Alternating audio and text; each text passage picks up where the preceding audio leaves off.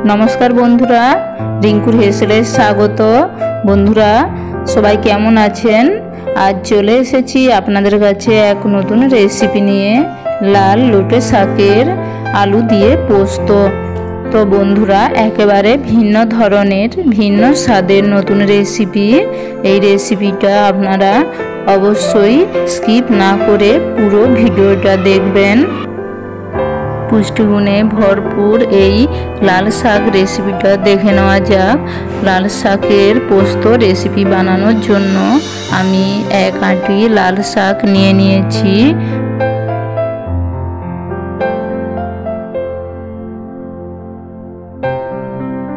লাল শাক আমি পরিষ্কার করে কেটে ধুয়ে নিয়েছি।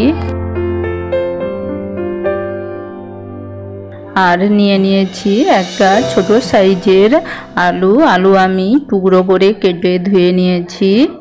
আমি গ্যাসের আঁচে কড়াই বসিয়ে পরিমাণ মতো সাদা তেল নিয়ে গরম তেলে প্রথমে আমি আলুগুলো দিয়ে হালকা ভেজে নেব।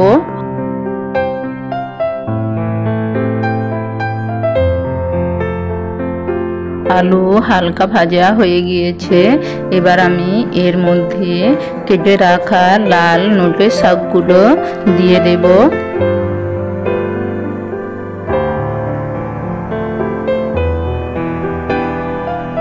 আমি হালকা ভাবে নেড়ে ছেড়ে নেব।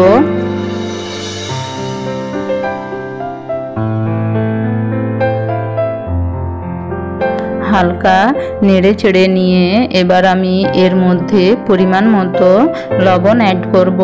আপনারা আপনাদের লবণের পরিমাণটা দেখে দেবেন। লবণ দিয়ে আমি আবারও ভালোভাবে নেড়ে চেড়ে শাকের সাথে মিশিয়ে নেব। এইভাবে আমি 1 থেকে 2 মিনিটের মতো নাড়াচাড়া করে নেব।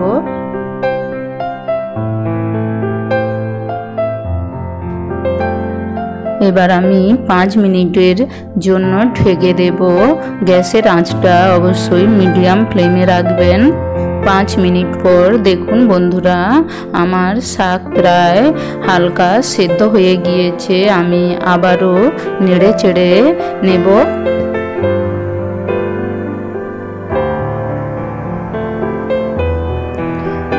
আমি নাড়াচাড়া করে নিয়েছি।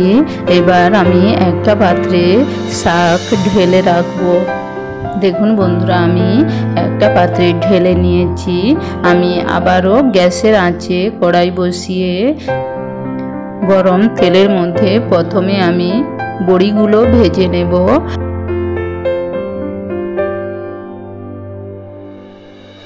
বড়িগুলো আমি লাল করে ভেজে নিয়েছি। আমি একটা পাত্রে ঢেলে নেব। আমি আবারও থেকে যাওয়া ওই তেলের মধ্যে সামান্য পরিমাণ 5 ফোড়ন, একটা তেজপাতা ও একটা শুকনো লঙ্কা কেটে দিয়ে দেব।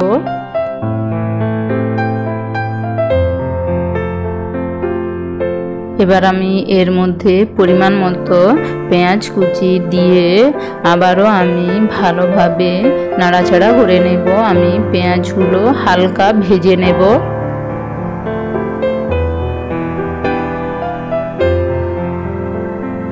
পেঁয়াজগুলো হালকা ভাজা হয়ে গিয়েছে।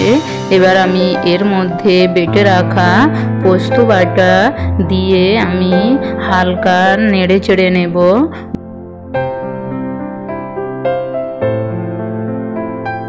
বন্ধুরা পোস্ত বেশি ভাজা যাবে না, হালকা নাড়াচাড়া করে আমি এর মধ্যে পরিমাণ মতো হলুদ গুঁড়ো দিয়ে পোস্ত বাটার জল দিয়ে হালকা কষে নেব মশলা।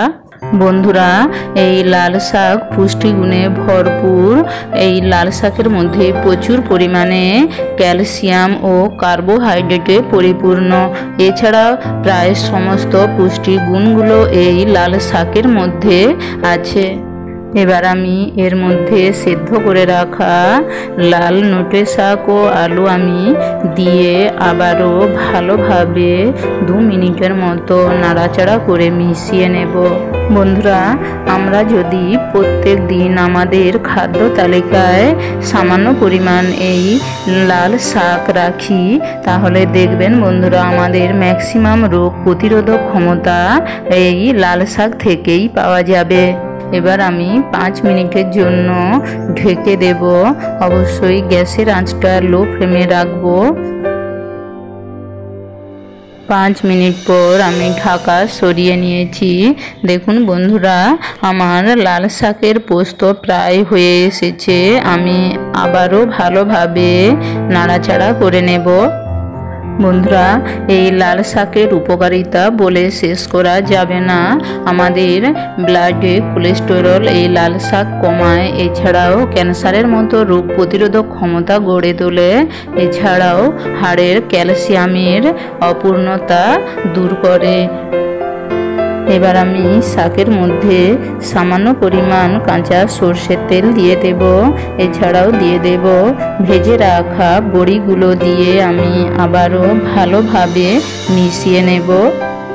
আমি একটা জিনিস দেখাতে ভুলে গিয়েছি, অসুবিধার কারণে বন্ধুরা এই সময় সামান্য পরিমাণ চিনি অ্যাড করবেন, আপনারা কিছু মনে করবেন না। হালকা চিনি দিলে শাকের জলসা ভাবটা কেটে যাবে, তাতে শাকের পোস্তটা আরও টেস্টি হবে। বন্ধুরা, হালকাভাবে খুন্তি দিয়েই শাকের আলুগুলো একটু ঘেঁটে দেবেন। শাকের পোস্ত আমার রেডি হয়ে গিয়েছে, আমি একটা পাত্রে নিয়ে দেখাচ্ছি।